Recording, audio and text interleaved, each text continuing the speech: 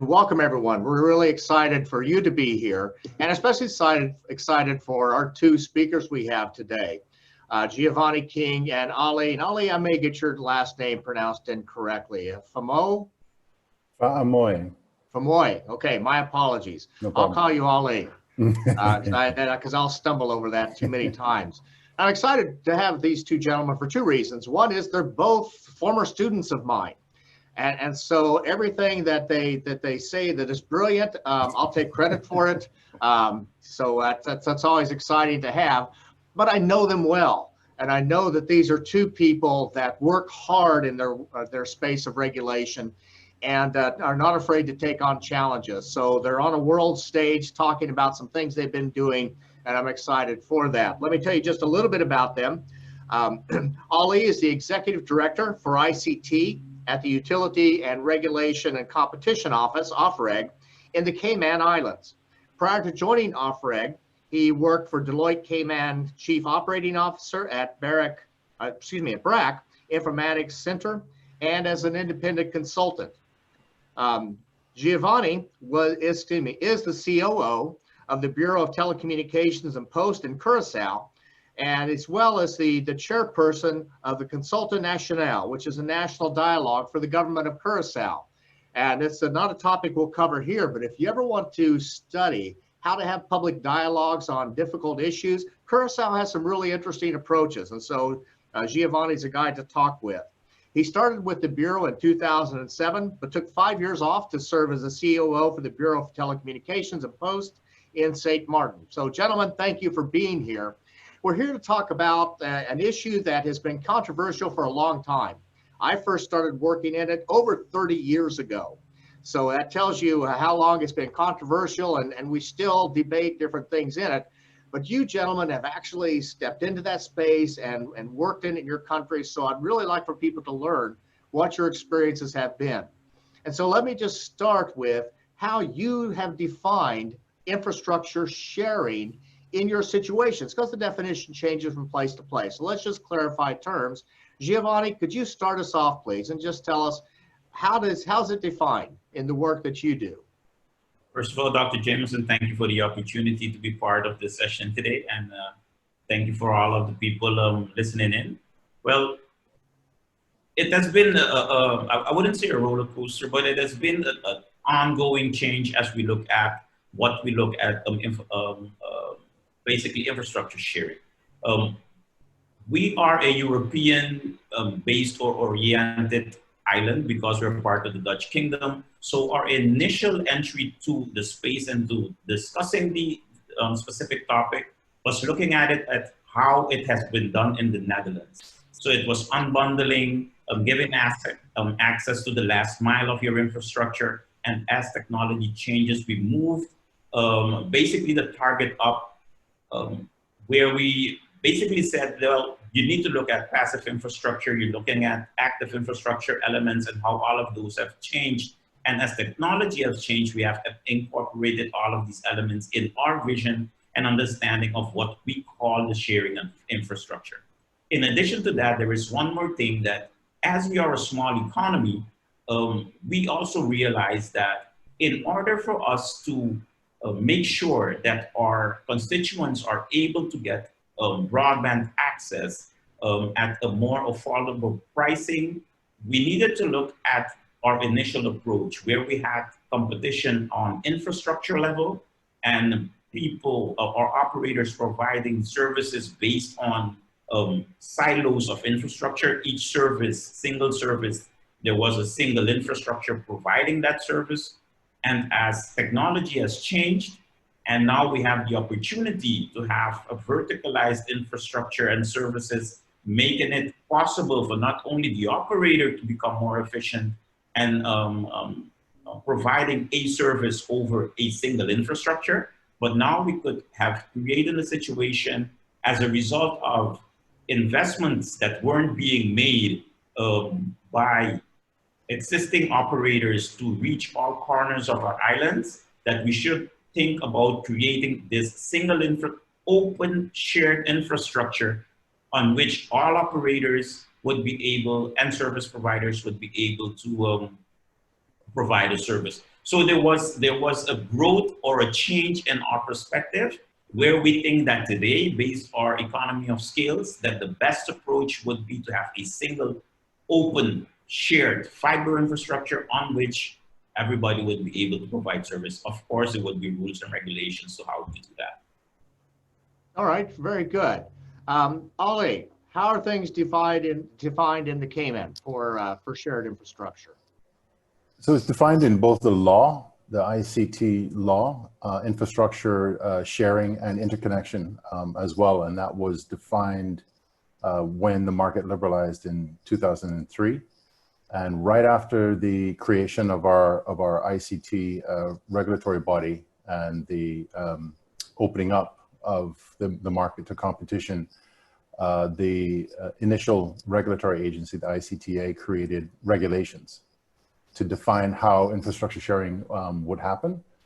And in terms of how it's defined, the regulations are quite broad and quite specific at the same time. It says the provision of licensees to access tangibles and intangibles in connection with access to a public ICT network. So tangibles includes everything: lines, cables, wires, ducts, towers, masts. But interestingly, intangibles are also mentioned, where it also includes access to agreements, right-of-way, franchises, that sort of thing. So that was an interesting aspect to it, but it was anticipated that, of course, the incumbent might not be too excited about competitors entering the space. So a lot of effort was made in defining infrastructure sharing early on. Okay, and Giovanni, you described the motivation that there were some unserved areas, and you were concerned that perhaps the reason was there just weren't the scale economies. So you thought with single infrastructure, that distributes the scale economies across operators. Alee, what was behind the legislation, especially something when you talk about the intangibles? I had not actually come across that before. So what was the motivation? What was the thinking behind all of that? So this was done right at the outset of the liberalization of the market, where the original monopoly across pretty much all of the English-speaking British, former British territories was cable and wireless. And so moving away from that monopoly environment to a multiplayer environment, the initial framers anticipated that there would need to be you would have to force infrastructure sharing. It wasn't going to be done voluntarily or altruistically. These are not charities. These guys are looking out for the dollar, and so they should. But that infrastructure sharing would have to be very early on, clearly defined and regulated from the get-go. Initially, of course, a lot of that focus was on towers. Early 2000s, people were building out mobile networks left and right. So tower sharing became a major focus of the infrastructure sharing regulations. Okay. And now, like Giovanni is saying, there's a focus now on fiber, which Curaçao, like Cayman, is pretty flat. You would think it would not be too difficult to get service everywhere, but it still poses a bit of a challenge. Yeah. So Giovanni, tell us, in trying to implement these policies, what have been the hardest sticking points? Well, first and foremost, let me be clear. We are still in the process of developing and trying to reach the phase of implementation. Okay. One of the reasons for this is that one of the things that is taking us long enough to get through is the change of legislation. Our initial legislation was based on competition based on infrastructure. And like Alee has just indicated, getting the operators to move towards a position where they can see the benefits of infrastructure sharing that has been one of our major challenges. Because they have seen their unique infrastructure as the element that gives them the competitive advantage. So creating that switch is one of the things that we have been struggling with, and also creating, after consultation, of course, creating that level of comfort that regulation would help and ease the transition into a phase where infrastructure sharing and moving to that single infrastructure would prove beneficial for both the operators and the consumers itself. So moving forward, that has been our challenges. So what would be the regulatory instruments that we would use to create that level playing field on every single level of our implementation phase, and to make it properly define at which part of, for instance, that infrastructure, single infrastructure or that shared infrastructure, people would need to come for a regulatory intervention if needed.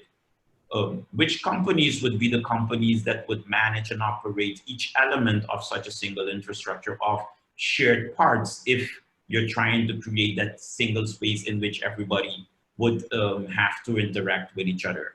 So in moving forward in our preparation towards the implementation, those has been the challenges that we have seen and that we're still working and looking at different jurisdictions to see which are the best practices, so that we can incorporate those in our approach as well, because we don't want to reinvent the wheel. As technology changes very fast and the demands on access to broadband increase, we don't want to take too much time in, let's say, investigating and researching and afterwards trying to develop our own approaches. I would say that is still our challenge. Mm-hmm. Is to get the operators on board moving forward with the vision that our government and our island think is the best for ourselves. Okay, all right. So we'll revisit some of those issues in a little bit. Alee, what have been the kind of sticking points in implementing? Because your law passed a long time ago, so what have been the sticking points in implementation? Really and truly, it's about making sure that the regulations are there, the rules are there, the law is there. It's really, you got to stay on top of it. What we're seeing now is disputes are arising between licensees, telcos, who one wants access to ducts, the other wants access to poles, the other wants access to a building or a particular facility, and is not being granted that access. So we now have disputes before us that we have to go through and resolve, and they tend to be a bit drawn out. We're quasi-judicial, so lawyers are involved, and I know a few are probably on this session, so I mean that with the greatest respect, but that lengthy process tends to be the sticking point now, if you will, of how to resolve those disagreements between the parties in a way that the longer it takes, the people that are getting impacted negatively are the consumers. Okay, so one of the challenges I've just observed over the years is the problems of the kind of market changes, the innovations and such, and how you work that into a sharing arrangement that is mandated. Now, if companies work it out, they can work out their own innovations. One of them can just back away and say, okay, our contract allows for this, I'm going off to do my own thing because you're not keeping up with me, whatever that might be. So I'm just wondering, in your situations, as you think about, you have or will have laws, regulations that puts the government into the business of defining what sharing is like. How do you deal with the technology changes, the market evolutions that just beg for flexibility and how these situations would work? So Giovanni, let me go back to you on that, because you're just trying to put something in place and people are saying, 5G is coming down the road. That's a whole different kind of sharing arrangement. How do you get your head around this? Well, one of the things is, again, is to tap into what is out there already and looking what other people have done so that we can implement them. And as Alee has indicated as well, is like there are certain things that are based on best practices within the ecosystem of regulation. So what we are trying to implement and see how we could use that to our benefit is make sure that there are reference interconnections made available by all players. Make sure that there's one form or other of a reference access or broadband wholesale access reference paper so that everybody knows what is to be expected. And that when it comes to access pricing, for instance, that these needs to be non-discriminatory, cost-based, and depending on which layer, for there to be clarity as to how people need to interact with each other. Now, our framework is technology neutral, indicating that once spectrum has been allocated, if we're looking at mobile broadband, spectrum has been, the operators are able to move ahead as they move along, and they can change or leapfrog technology if needed. As a regulator, we don't get involved into that aspect of it, but we embrace technology changes. So there, where, for instance, when we're talking about 5G, where we're seeing that there will be a need for additional towers or transmission sites, we would motivate the operators to work together so that they don't need to duplicate that same infrastructure, as technology would allow you to work together more and more today as it used to be in the past. So these are the things that we're trying to incorporate and to motivate our operators to do, so that the transition and the investments that they would need to make wouldn't be as costly as when you're not sharing. Mm-hmm. I hope that I addressed all of the points there. Sure. Yeah, it was a very broad question, so it's hard to know what all the points are. But you know, it's the theme I keep hearing is you're concerned about everybody having to incur the same fixed cost, because you talked about conduit and you talked about fiber cables, things that should be the same. They're not always the same across companies, but certainly conduit probably is, or trenches certainly are. But sometimes I've learned the fiber is not always the same, which surprised me when I learned that, but sometimes it's not. Let me turn to you, Alee, on basically that same question, because you're experiencing something I experienced way back when I was a regulator, that you can get really bogged down into some of the very specific arrangements.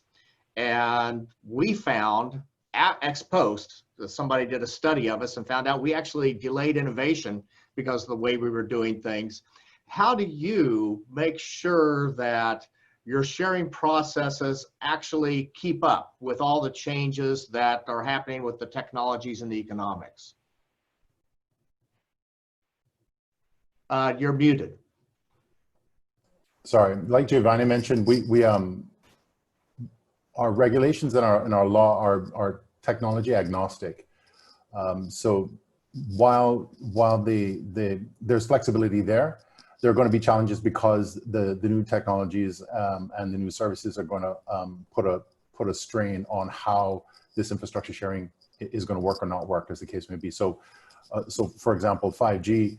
5G is going to use a lot of the existing radio spectrum that we currently use for mobile, so that's not a big deal. But where 5G then starts to utilize, for example, higher frequencies for higher bandwidth and higher throughput, you're going to need more locations on the network. They're not necessarily going to be towers. They're going to be the sides of buildings. They're going to be rooftops. They're going to be top of light poles. They're going to be all over the place. So from that perspective, the conversations we've been having have been with entities like the Building Control Unit and the Department of Planning.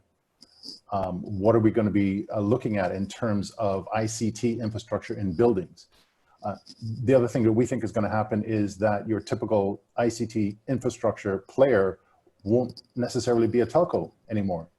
It's going to more and more look more like an IT company who's going to be making those connections. The nature of 5G, for example, is that IP, Internet Protocol, is going to be pushed not just at the core, but all the way out to the handset, which means that a base station is not going to look like a traditional telco base station anymore. It's going to look more like a set of servers and routers and Ethernet cables.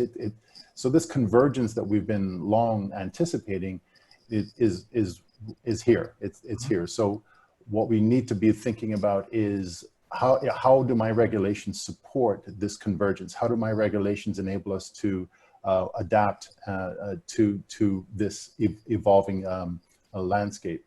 And what we have learned is that something that is based on rigid, you must give me a copy of your agreement, it has to be signed, it has to be in writing, it has to be this, it has to be that.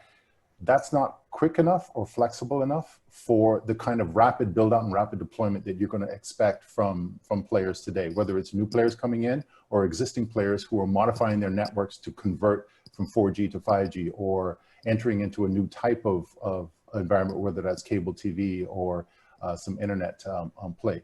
So one of the things that we're looking at is, how do we make this infrastructure sharing process faster, not only to get disputes resolved quicker, but to get the agreements executed in a fast enough way that network deployment, build out, and service, at the end of the day, helping the consumer, is done in a faster way. So it's not just the technology that's changing, it's the speed that needs to be addressed and supported by the regulatory environment.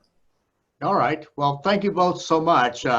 I've run out of time. I will, if I get the chance to, ask you a question about teasing apart the voluntary sharing versus what you might mandate in law, because we had a Next Practices Live session on Tuesday where the CEO of the Bahamas telecom company was talking about he's expanding his voluntary sharing just because of the resiliency issues, storm recovery and such as that. And then I asked him, what about mandatory? He said, no, I don't want any of that. I'm going to share a lot. I don't need anybody else getting involved in the process.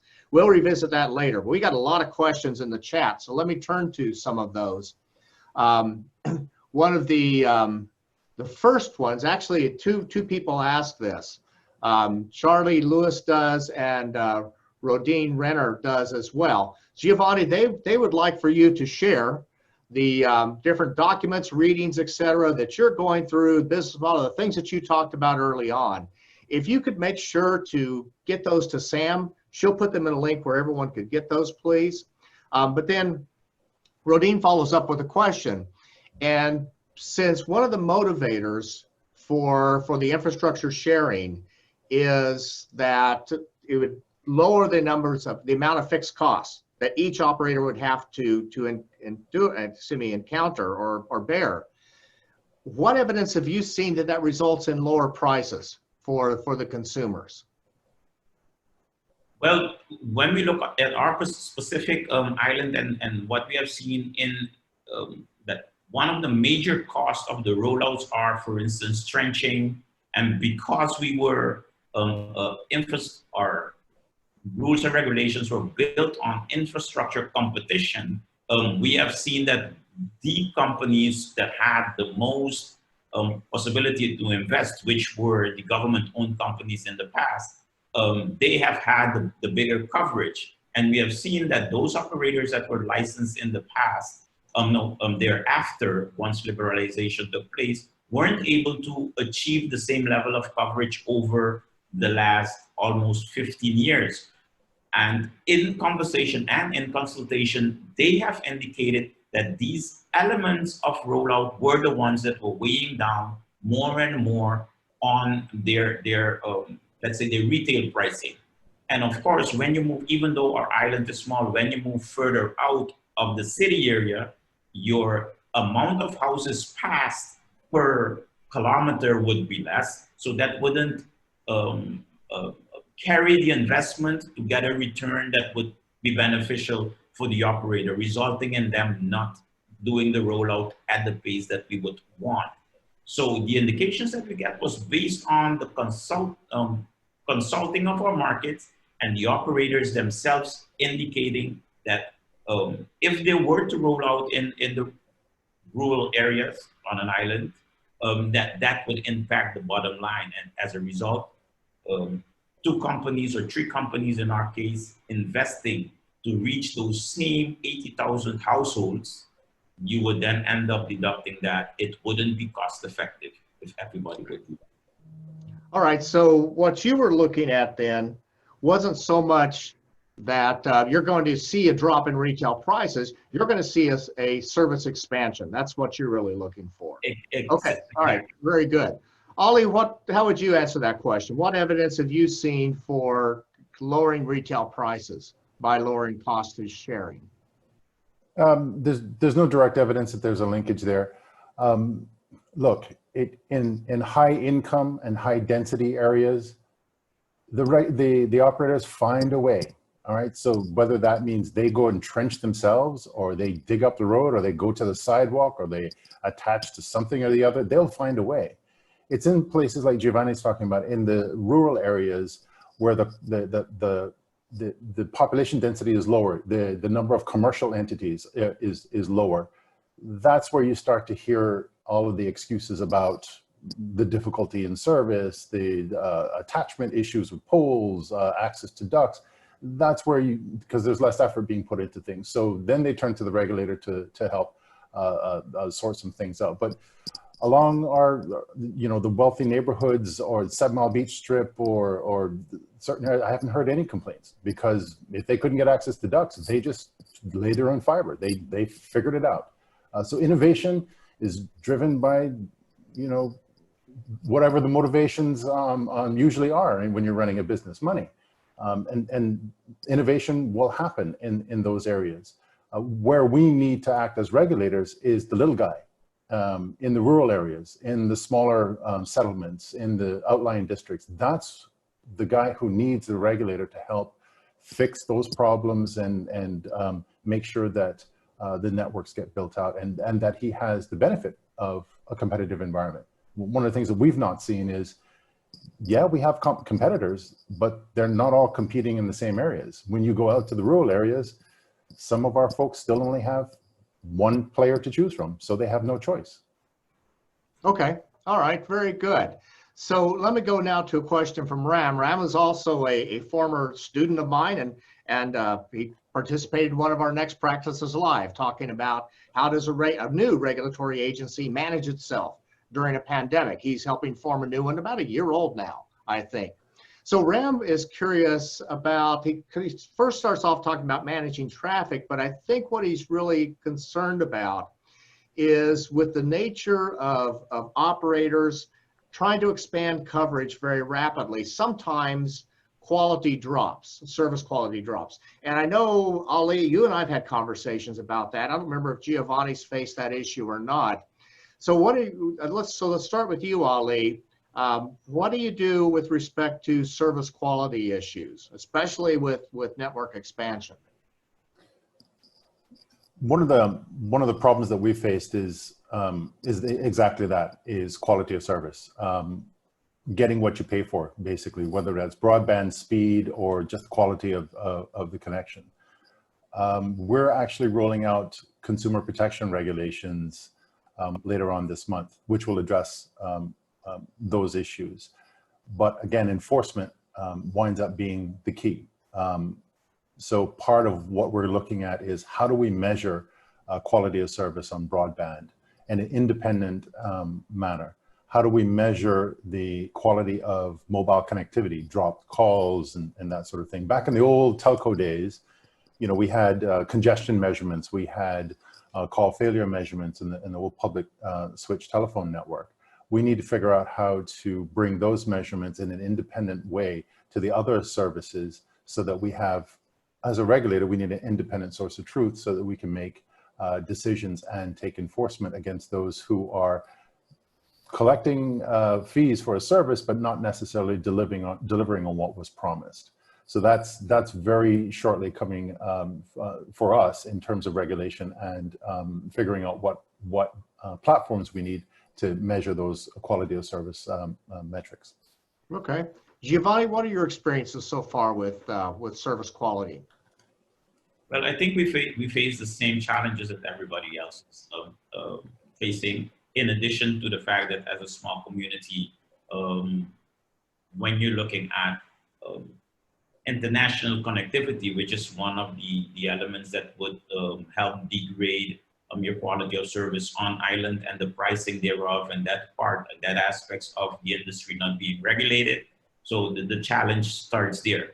But then we have a set of quality of service requirements that are evolving and changes as we move along. And as Alee indicated, as we find better tools to measure to the extent that if there needed to be any type of litigation that would we are sure that we have collected enough information to basically to determine or to define why we think an operator isn't meeting the quality of service requirements. Because if you do enough measurements, then they would say, well, for instance, you only measured 11 moments of failure while we deliver thousands or thousands upon thousands of very good connectivity. So that's something that we need to look into and that we're working at with the operators as we move along, and with different service providers or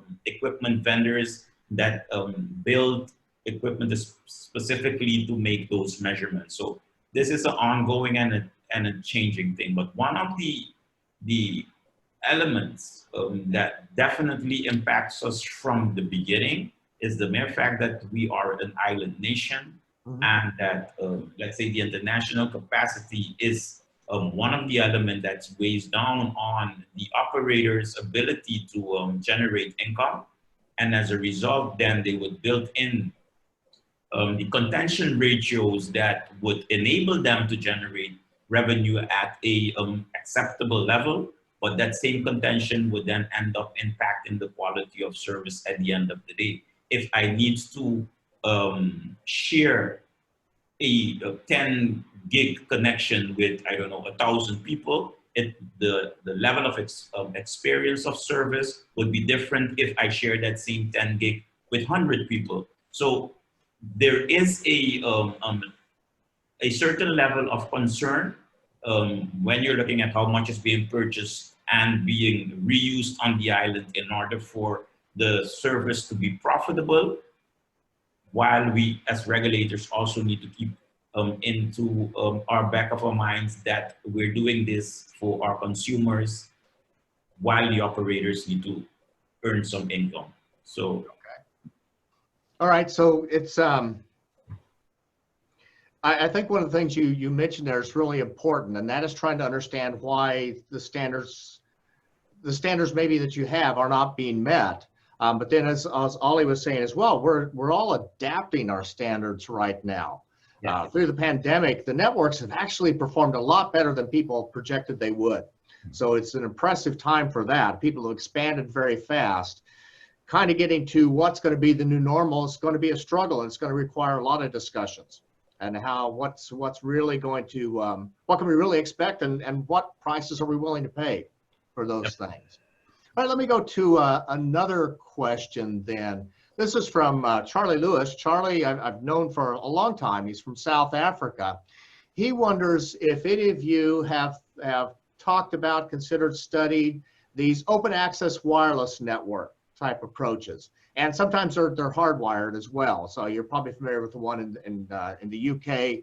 They have an open access, a wholesale network. I think that's what he's referring to. He refers specifically to Red Compartida. I'm not familiar with it. Maybe those of you are, because he said it's right across the water from you. So Giovanni, you're nodding up and down. So I'll start with you. What have you learned?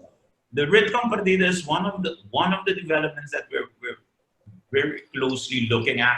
That's an initiative in Mexico where government has or is building out a mobile wireless network in those rural areas where, let's say, the local operators didn't want to go and make the investment. And it is an open infrastructure where all of those that are licensed are being served.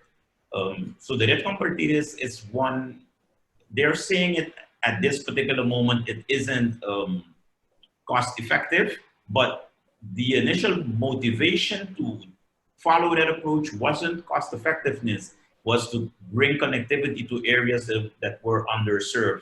So that's why it's very important to look at what they're doing, because I think from their experiences, we will be able to get ways to make it work in areas where commercial approaches are going to be important to have that resolved as well. I think one of the organizations that we need to look at that are currently doing a lot in community infrastructures is ISOC.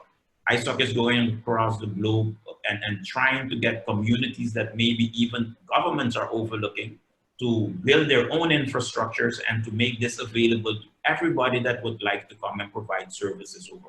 ISOC has a bunch of good papers that would be very interesting for everybody to look at if you're looking at alternative ways to think about an open infrastructure for your own country. Okay, all right, thank you. Alee, have you looked at this? Yeah, I think the last thing you want is the government building a telecom network for you if you can possibly avoid it. Where the market fails, obviously, the regulator needs to step in. We've looked at it. We've looked at providing a common fiber infrastructure to enable providers to share that infrastructure to service the rural communities.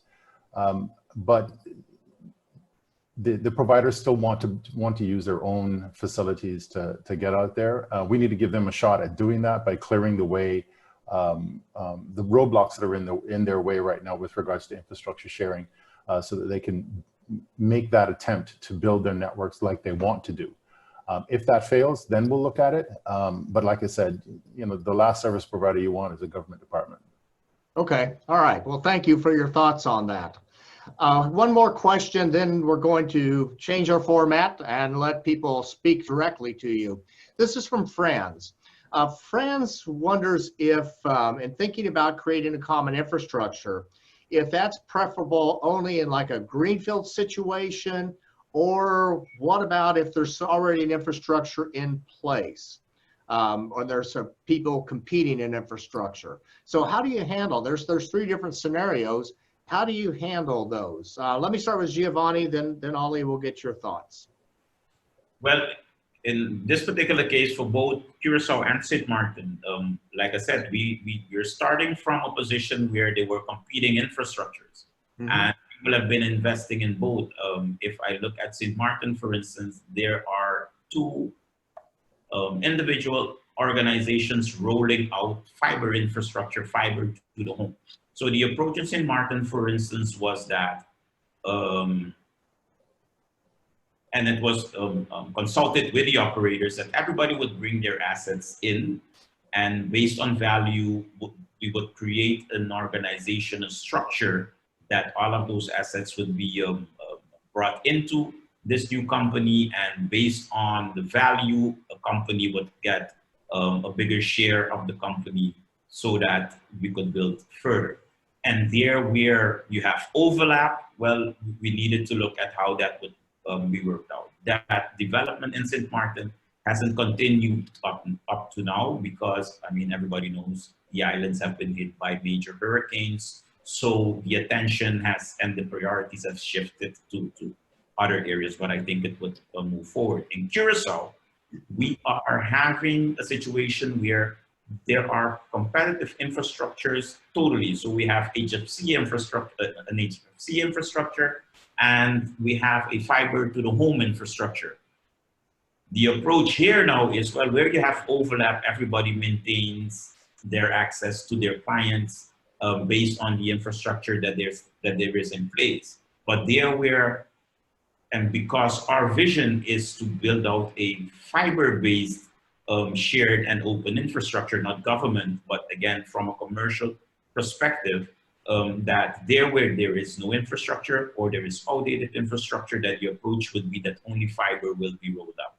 And again, from a, there we look at the Singapore approach, where you would have one operator that would continue to roll out the, let's say the dark fiber, the conduits and all of those things, while moving up by the active elements of the infrastructure. There is where you would get the sharing part of it. So that way, not diminishing the investment that the each operator has made up to now, but also guaranteeing that moving forward, there will not be a duplication of investment in areas that are now underserved.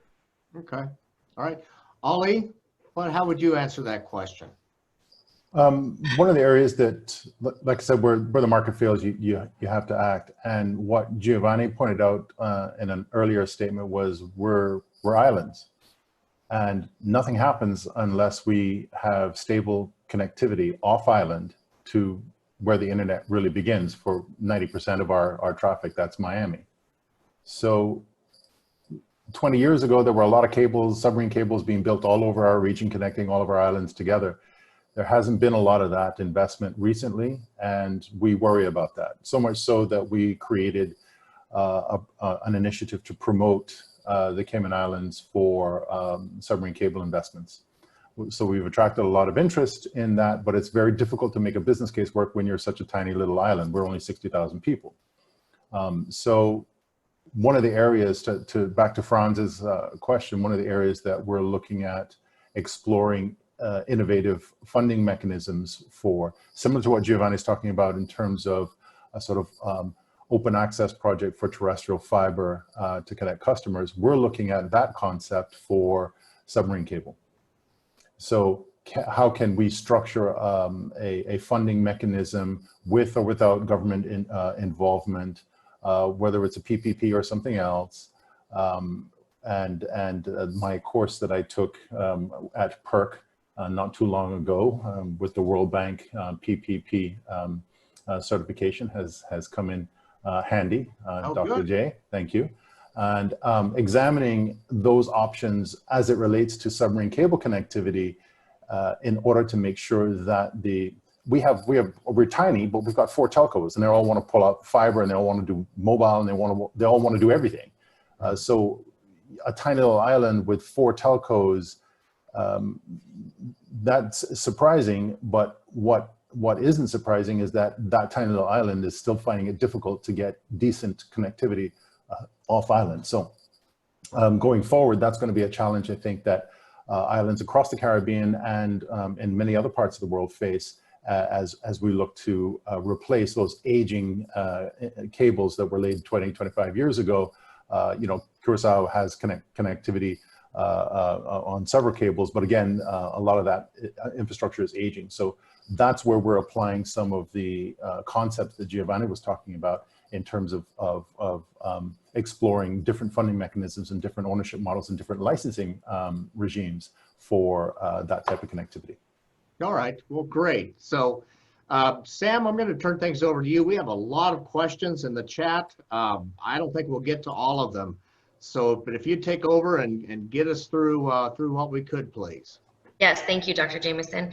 So hi, everyone, to our participants. So as Dr. Jameson just mentioned, I noticed we have a bunch of questions.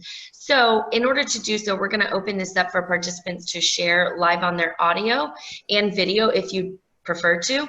So if you're on a laptop or a desktop, you would go to the bottom of the Zoom toolbar and you'll see the participant tab.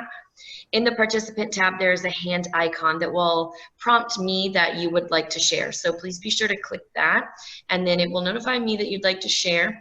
And then if you're using a tablet or a cell phone, that toolbar and participant tab will be at the top of your screen. So I don't see anyone's hands raised just as of yet, but it looks like we had the last question that came in was from Shernan. So I'm going to go to him and see if he'd like to share. Shernan, can you hear us? Yes, I can hear you guys. Okay, great, thank you. Yes, I didn't really have a question, but it's more like a comment. First of all, it is great to see Giovanni and Alee there. So great job.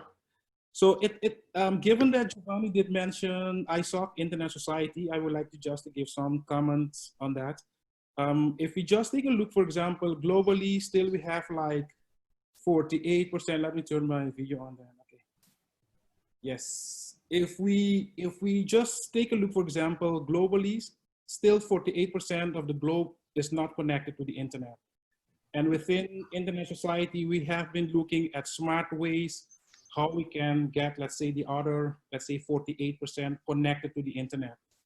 With existing operators, it's a challenge because if it was easy for them, then they would have done it before. So that's a challenge for them to get, let's say, the other half of the population connected.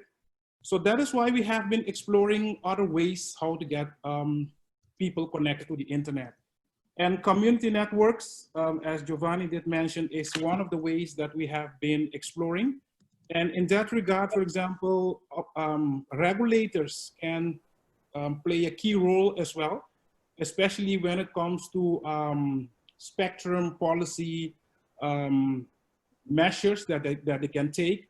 They can, let's say, help the community to give them, let's say, certain license, exempt, or whatever, in order for them to deploy their own networks. It's not about competing with existing operators. So we don't believe in that. We don't believe that, let's say, people should compete with existing operators because they do have a license.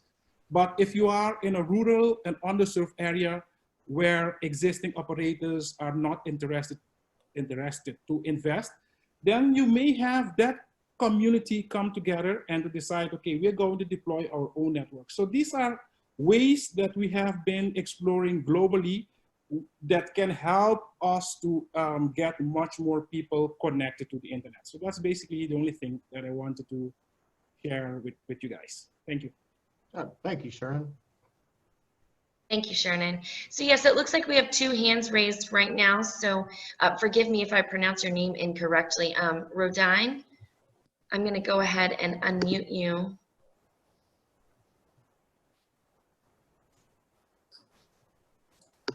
Can you hear us?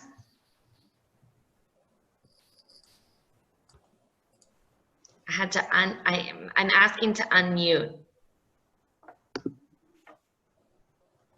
Oh yeah, can you hear me? Okay. Yes, we can. Great, thank you.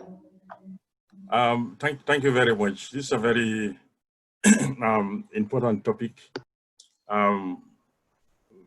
The first thing I like about this is it sort of beautifies the environment, because can you imagine? I mean, I am from the Gambia, and I normally do a countrywide tour. I work for the regulator, but then sometimes you go to a particular area, and we have 4 GSM operators.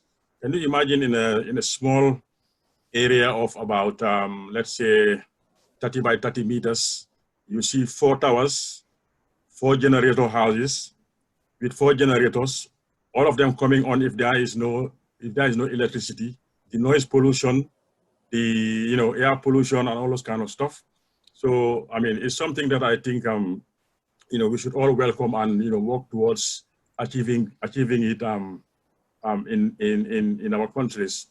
I also believe that it will sort of encourage operators to spend their money more on their core network instead of on infrastructure. Because if I should go to a site and I can and I find a tower there, I don't need to reinvent the wheel. I don't need to build a new tower and everything.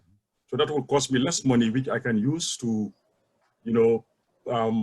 inject in my network to give better quality to the guys.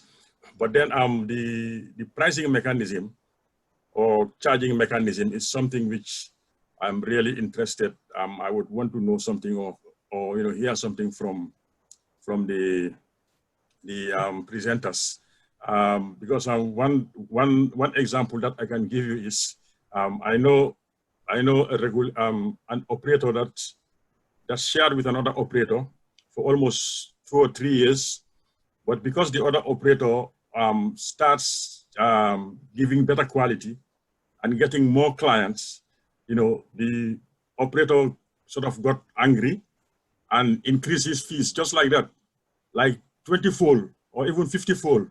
So that is like, just leave my place. It's like he doesn't want to tell the person, I don't want you to share, on my infrastructure anymore. But then because of hiking the fees, that operator was left with nothing but to build his own towers and then gradually migrate. So there needs to be a mechanism. I'm not saying it should be, for example, $10 full stop, but you have a minimum and a maximum, whereby you can negotiate within that band of charge, like for putting my antenna on your tower, for putting my generator in your structure, for putting my BTS equipment in your structure, what is the charge? For using a space in your building, what is the charge? So I mean, I just want to again thank the presenters, and if they have any more information or I mean, as we asked earlier, sites or links where we can download some of this information, it will help us very well. Thank you very much. So let me reframe Rodine's question just a little bit, because it reminded me of a conversation I just had a couple of weeks ago with a former regulator from the U.S., Mark Fowler. He was the chairman of the Federal Communications Commission way back in the 1980s. He helped start tower sharing in the U.S., not as a regulator, as a businessman. He's retired from being a regulator. He said, look, these mobile companies really ought to be sharing these towers. I'm going to have a business proposition for them to do that. That gets us then to the voluntary sharing as a business model versus the regulatory. So Alee and Giovanni, could you address what Rodine was talking about in that kind of a framework? Because is there a business model that could take care of his issue? Or is that one that you would see as the regulator has to step in and have some control of the system? Alee, let's start with you. So what he outlined would actually be illegal in Cayman. We have a kind of rent control when it comes to infrastructure sharing. I've posted some text from our ICT law in the chat. Basically, it says that you have to charge another licensee what you would charge yourself. Right. So it's very clear in the law. It's very clear in the regulations how that needs to work. And I can send yourself the link to our law and our regulations if folks want to download those. But basically, to his original point, Rodine's original point about all this duplication of infrastructure, where perhaps those monies could be used to improve service. Part of the reason why the regulator here felt that infrastructure sharing was very important when you were trying to create a competitive environment was to make sure that the barriers to entry for new entrants and new competitors would be lowered. Obviously, building out this type of infrastructure is very costly and time consuming. So those were some of the objectives originally, and they've been proven to be effective. All right, great. Thank you, Alee. Giovanni, what are your thoughts? In our case, it's the same. So basically, in order to make sure that everybody gets a fair proposal, all proposals should be non-discriminatory, cost-based, and basically there should be some form, if you have layered operations, for instance, operators that operate in different levels of a shared or a open access infrastructure, that there should be functional separation between those that build the infrastructure and sell it upstream, as opposed to those who are providing the services, to guarantee that everybody at the same level gets the same proposal. And that's why also we are saying that just like in the past, there should be things like reference interconnection offers, so that in case needed, regulators could look into those and say, well, you know, there is a difference between what you're offering operator A vis-a-vis operator B. And I believe that the only reason why regulators are making the leap into trying to regulate this is because commercially operators weren't able to do that on their own. And one of the reasons, if I look at our situation specifically in Curaçao, and I think Alee could attest to the fact that maybe in our region as well and others, it's that because everybody thinks that their individual unique infrastructure will best serve their constituents, they will not share because they will then lose their competitive advantage. And because of these situations, then you would then have to impose regulatory means to lower those barriers of market entry, or to make it easier for competitors to share resources that you wouldn't want to duplicate. Okay. Yeah. Okay. Just to finalize. Thanks for those response. It brings me to SLA issues, because okay, I might have my own infrastructure, and just maybe wanting to kick against it, you know, I could sort of do things that would sabotage the others. So in that case, I guess, or I think there should be, you know, an SLA which will, spell out exactly, if I sabotage in a way that would sort of compromise the quality of smooth operation of the other operators' network. Thank you. All right, very good. So thank you so much, Rodang. Sam, who's next? So we have Imran, his hand is raised. So Imran, I'm going to go ahead and ask to unmute you. Just let me know if you can hear us. Hi, Mark. Hi, Samantha. Hi, everybody. My question was partly answered. My contention is that in the age of pandemic, the access to the broadband and to the telecom services has become a basic need and is very essential. I understand that in developed world it's covered, but in developing countries and in third world, the service is not that much expanded, and it's not in access of everyone. So one solution is the sharing of infrastructure. Whose responsibility should be to develop the infrastructure? Then is it the governments can get into it, the regulators can facilitate, the companies can share the infrastructure. But the point is that today it's now the basic human need to stay connected. So this is my thoughts. Anybody can answer that or share their point of view. Okay, Alee or Giovanni, either one of you want to talk about kind of the importance of the broadband access and yeah, how you think might think about that differently during or post-pandemic?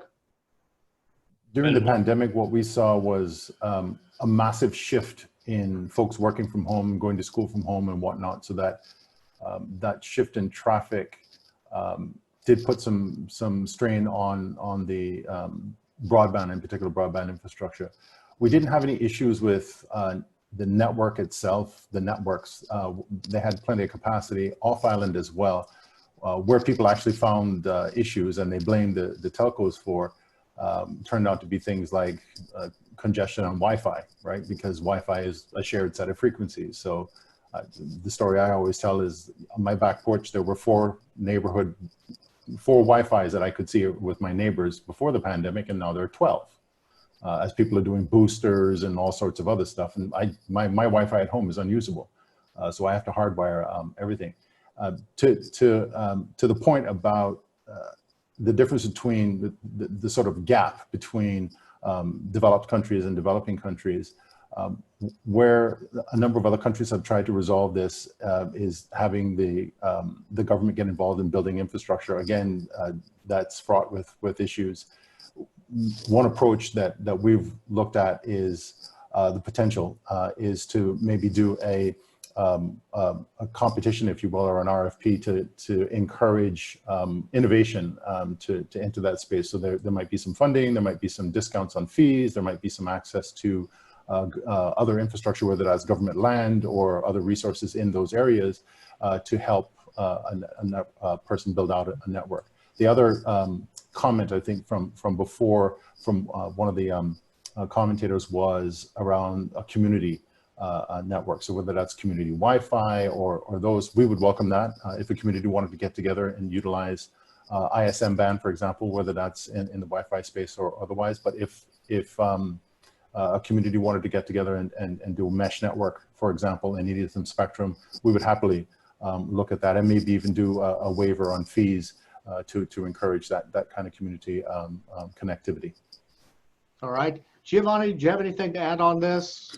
Well, the only thing I would like to add here is that, and again, I agree with Alee when he says that what we have seen is the shift after the lockdowns, after the shelter-in-place indications by government, is that we have been able to continue on.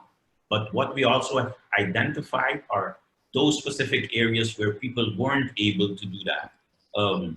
Children that were not able to continue to follow classes because they did not have access to the internet or to broadband.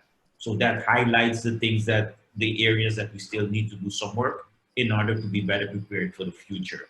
but it was nice to see that for those areas, and the majority of our island was able to work from home, follow classes from home, and that they were able to do it at decent speeds. So we're very proud of that. But also highlighting those areas where were overlooked or overseen has now made it a priority for government to make sure that everybody comes on board. All right. Well, Mark, there's still a lot of I questions. need to add some one thing, just a small comment. Okay, I'm think- going to cut you off if you talk too long. No. Just 30 seconds. Sure. Actually, in my opinion, the government, the telcos, and the regulators, everyone has to work together to provide this service, expand this service to everyone. This is my comment. Okay, thank you, Imran. Great. Really appreciate it. So there were lots of questions still, but we're out of time. Clearly, this is a topic that has attracted a lot of attention. We are going to have another session on this topic in about 2 weeks, I think. We'll have Scott Walston back, who spoke with us on an earlier issue. And then also Johannes Bauer, who's been a participant in these sessions quite often. So he'll be here as well. And they'll talk through some of these sharings and talk about some of the experiences around the world and the research. Like I alluded to, when I was a regulator early in my career, we went through some of this and found some of the things that Alee's experienced, that our processes actually, looking back, somebody did a study of us, show that our processes delayed innovation in that case. I was really interested in something Alee had said, because there was a paper, some research done in Australia on this many years ago by Joshua Gans, who now does some great artificial intelligence research. But he was looking at, if there's a requirement to share infrastructure, who would actually make the investment? And he found out that it slowed down investment. So trying to, as Alee was talking about, can we have a competitive process for putting the investment in if it's going to be shared? Maybe that helps get around some of those issues. We'll see.